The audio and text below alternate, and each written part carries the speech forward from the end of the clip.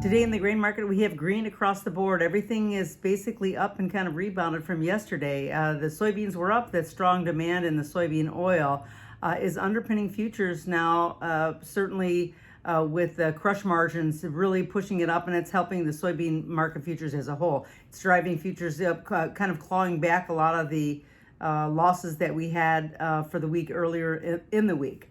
Right now, the highest open interest, the highest volume in trade for options was the July $17 and the $15 puts. So a lot of activity here ahead of the USDA report that's coming tomorrow. The most open interest in the soybeans is the November $18 calls and the November $13 puts. We're just going to keep an eye on them because I believe that they're going to have a factor in the market as we move in through the summer months. The CVOL is right now at 23.8% for the soybeans. The oil is 35.6%, and meal is 26.7%. Now, corn today was also higher. Planting is still slow in the northern states. I think that the excess wet weather is, a real obstacle for farmers right now. That's kind of like holding prices a little bit higher, and they're even expecting more rain as well. So that's going to be a little bit more difficult to kind of get back on pace. Now, the option open interest is the highest volume is in the July $9 calls, but the highest overall is the December $8 calls and the $6 puts. Those things I'm laying out there because this is what we want to be prepared to watch once the USDA report comes out tomorrow at 11 o'clock Central Time. The CVOL is down 2.25% though in the corn to 34.6%. That being said, 34.6% is still pretty high historically.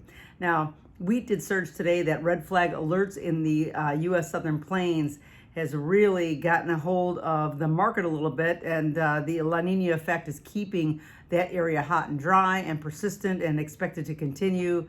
And yet in the northern states, it's kind of the opposite. It's 6 times wetter than it normally is, making it very difficult for the planting yet again. And we're talking about this, the drastic nature of the weather in the southern plains and in the northern areas that has really got traders kind of scratching their head on which way to go.